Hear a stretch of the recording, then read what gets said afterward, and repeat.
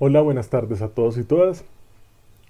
Una pregunta que me realizan frecuentemente en los procesos de auditorías, consultorías, asesorías y en las clases que impartimos de sistemas de gestión está relacionada con las diferencias entre medidas de control, las diferencias entre puntos críticos de control, programas prerequisitos operacionales, los programas prerequisitos y en sí lo que son las buenas prácticas de manufactura, o también llamadas BPMs.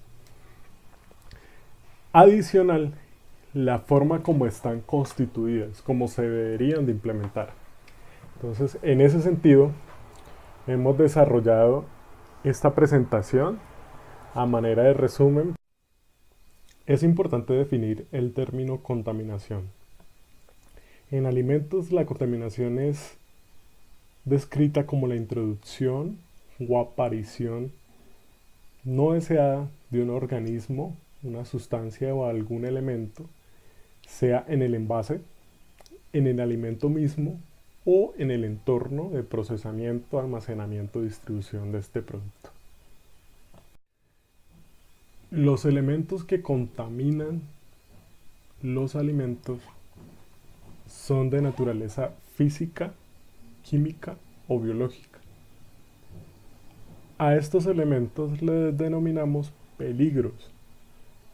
Peligro es cualquier agente de esa naturaleza biológica, química o física, o que a su vez en combinación, es decir, un biológico más un químico o un químico más un físico, pueden generar una afectación potencial en el alimento, es decir, es realizable, se puede llegar a materializar y de esta manera generar un efecto adverso a la salud. Entonces, peligro es cualquier agente de naturaleza física, química, biológica que pueda llegar a generar un efecto potencial a la salud del consumidor. Se ha establecido el término inocuidad para describir el concepto de que un alimento el cual esté libre de contaminantes no llegue a causar daño al consumidor cuando se prepara y se consume de acuerdo al uso previsto, es decir, la forma en la que fue diseñada cuando se hizo el desarrollo del producto. Investigadores y especialistas en inocuidad hablan del modelo de la pirámide de seguridad alimentaria. Este modelo plantea que la inocuidad debe gestionarse en las organizaciones a través de una estructura piramidal, en la cual su base parte de implementar unos programas prerequisitos basados en las buenas prácticas de manufactura, bastante robusto, esa base es un poco más amplia, y se debe seguir unas siguientes fases. En el segundo nivel está el sistema de análisis de peligros y puntos críticos de control, llamado modelo sistema HACCP. Y por último, en la cúspide de la pirámide, tenemos la norma ISO 22000 para la gestión global de toda la inocuidad a nivel de la organización. En ese sentido, pasamos por diferentes etapas hasta implementar de manera general en todo el sistema la gestión de la inocuidad. Entonces, siguiendo el modelo piramidal, tenemos en la cúspide a la norma ISO 22000. La norma ISO 22000 fue desarrollada por la ISO, el organismo internacional de estandarización. La primera versión se elaboró en el año 2005 y desde el año 2005 no se actualizó sino hasta el año anterior, en el 2018.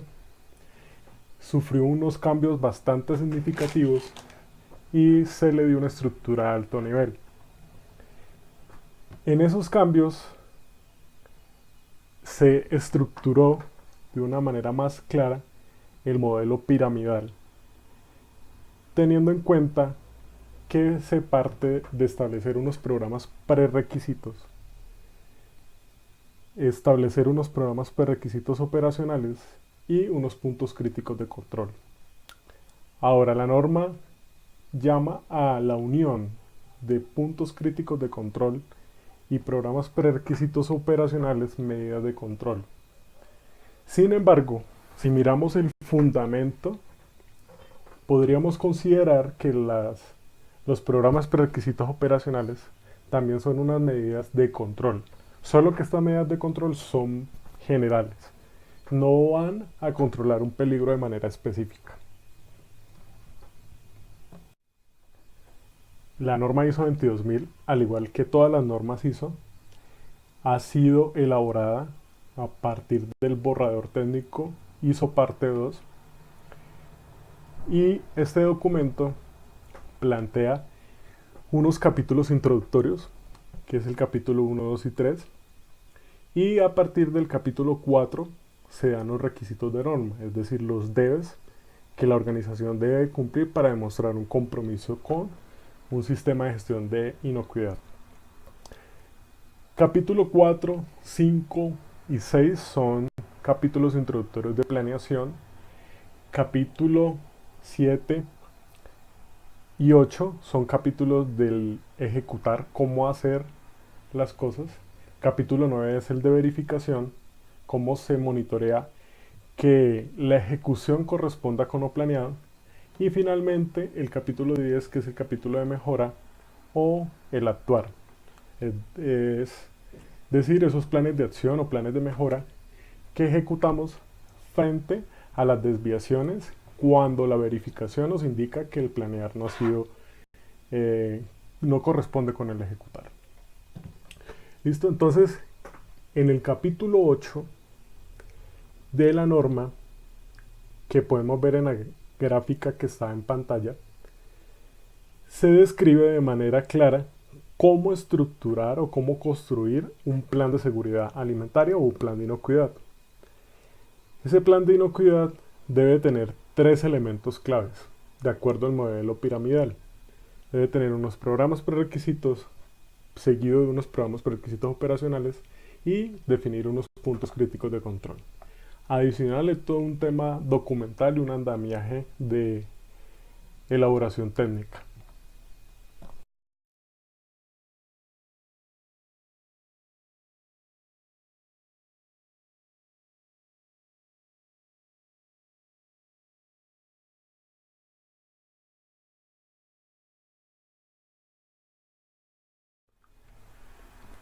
Finalmente desarrollamos esta gráfica para describir de una manera muy sencilla cómo está construido el modelo piramidal en la norma ISO.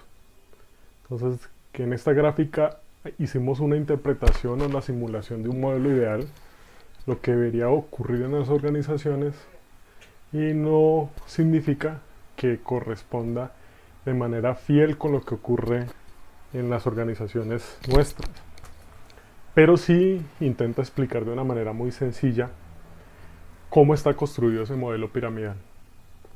Entonces, inicialmente hablemos de las materias primas. Las materias primas, material de empaque, insumos o aditivos, son suministrados por los proveedores. Los proveedores pueden a su vez implementar 3 medidas de control, 3 elementos: programas prerequisitos operacionales o su modelo HACCP a través de puntos críticos de control.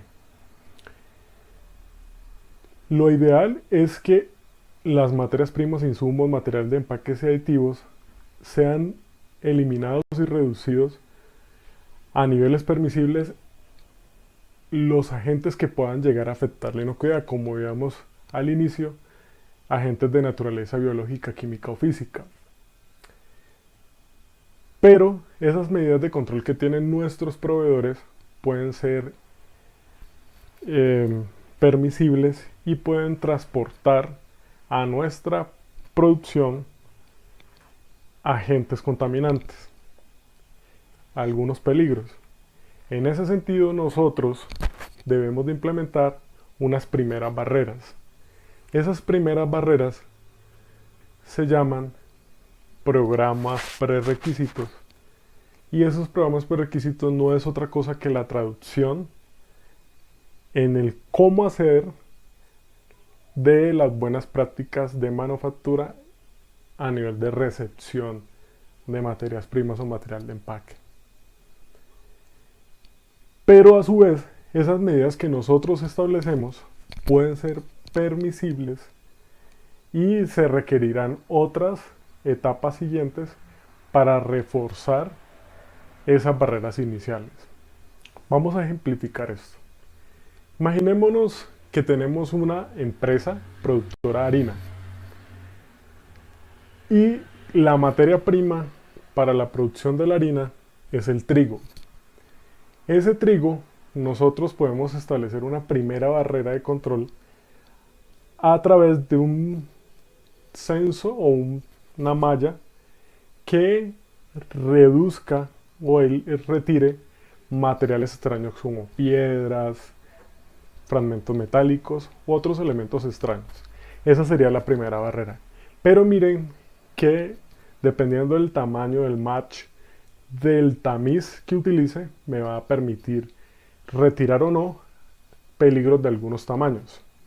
Por ejemplo, fragmentos podría ser inferiores a 20 milímetros, no me los retire y continúen a la siguiente fase de producción. Cuando vaya a moler el trigo, esos fragmentos se me pueden convertir en unos contaminantes potenciales de mi producto y pueden llegar a afectar la inocuidad. En ese sentido, yo tendría que establecer unos controles adicionales. Por ejemplo, podría establecer controles de calidad en proceso, podría hacer verificación de materias primas, podría establecer unos controles de muestreos aleatorios, como lo desee y como lo necesite la organización. ¿Listo? Entonces, esos siguientes filtros o esos siguientes controles, llamadas medidas de control generales, les voy a llamar programas prerequisito. En algunas organizaciones se tienen un número pequeño, desde 5 a 10 programas prerequisitos, y en otras organizaciones puede llegar a un número mucho más grande, hasta 20, 25 programas prerequisitos, como los hemos observado en algunas compañías. Listo, entonces esas son las primeras barreras. Son barreras muy generales y miren que no han sido desarrolladas para un peligro de manera específica. Ahora, a nivel del sistema productivo, el proceso de producción, debemos de establecer unos controles más específicos, y esos controles específicos salen del análisis de peligros a través de la metodología del análisis de riesgo. Por ejemplo, podemos utilizar ISO 31000. De manera complementaria, con esta presentación vamos a desarrollar una presentación para una metodología que permita el análisis de riesgo a través de ISO 22000. Eso es una presentación complementaria que vamos a elaborar. Listo, entonces, en el proceso productivo vamos a establecer unas barreras adicionales, pero esas barreras deben de ser específicas. Y esa barrera nos sale del análisis de peligros a través de la metodología del análisis de riesgos. Entonces, esas medidas se deben de clasificar en dos: programas prerequisitos operacionales y puntos críticos de control. ¿Cuál es la gran diferencia de los dos? La gran diferencia es que el programa prerequisito operacional es una barrera que puede llegar a fallar, pero yo debería tener un refuerzo que me asegure que ese peligro va a ser retirado. En pocas palabras, cuando tengo un programa prerequisito operacional, yo puedo tomar decisiones sobre el producto si se me sale fuera de especificaciones, fuera del límite que le he establecido a ese programa prerequisito operacional. A diferencia del punto crítico de control, que es la última etapa en la cual puedo tomar una decisión. Si en esa etapa mi producto se sale por fuera de especificaciones, ya es un producto que potencialmente pasa a ser no inocuo. Es decir, yo debo de considerarlo como no inocuo hasta que demuestre lo contrario. Entonces, un elemento muy importante al momento de definir punto crítico de control está en la definición de los límites críticos. Cuando yo establezco un límite crítico, un valor el cual me está estableciendo si un producto es inocuo o no, yo debo de ser consciente que si el producto se sale de ese límite, inmediatamente pasa a una zona no inocua y por lo tanto mi producto debe ser retenido y debo analizarlo hasta que yo determine que el producto es seguro para que continúe las siguientes etapas. Entonces, a manera de resumen, una gran diferencia entre punto crítico de control y programa prerequisito operacional es, de acuerdo al numeral 85242 de ISO 22000, es que para puntos críticos de control debo establecer límites críticos y para programas prerequisitos operacionales debo establecer criterios de acción. En el primer caso, programas puntos críticos de control a través de límites críticos, yo debo de analizar el producto y garantizar que está inocuo. En cuanto a criterios de acción, yo puedo establecer qué acciones voy a realizar si se sale de esa especificación. En ese sentido, los límites críticos son mucho más críticos, son de un valor mucho más inobjetable. ¿Listo? Entonces, de esta manera podemos hacer un paralelo entre los dos elementos. Y finalmente, en las últimas etapas, distribución y comercialización, como el producto ya está empacado, el producto no va a ser manipulado, al menos en su interior. Entonces, en este caso no establecemos puntos críticos de control a nivel de distribución y comercialización.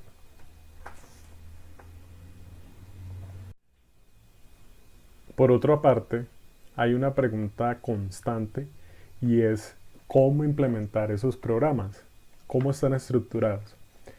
Es a manera muy sencilla, de acuerdo como nos lo definen las normas PAS 220, PAS 221, lo ISO 22002-1, la ISO 22002-4 y esa serie de normas que complementan a ISO 22000, hablando específicamente de programas prerequisitos.